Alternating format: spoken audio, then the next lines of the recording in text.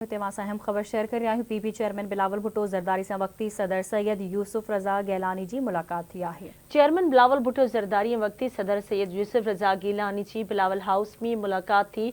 PP chairman Bilawal Bhutto Zardari वक्ती सदर सैयद यूसुफ रज़ा गैलानी विच में मुल्की मजमूई सूरतहाल समेत गडियल दिलचस्पी के मामलों से ख्यालन की डेवट कई वही है। अहम खबर का आगाह कयूं पिया।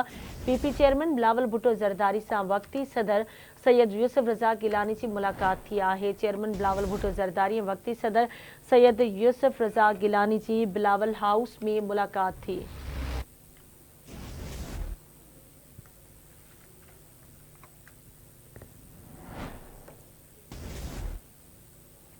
तफ़सील मालूम कंदासीं। असां सां लाइन ते मौजूदा है आवाज़ न्यूज़ रिपोर्टर आमिर सुप्रो। जी आमिर, छा तफ़सील आहिनि, आगाह कजो।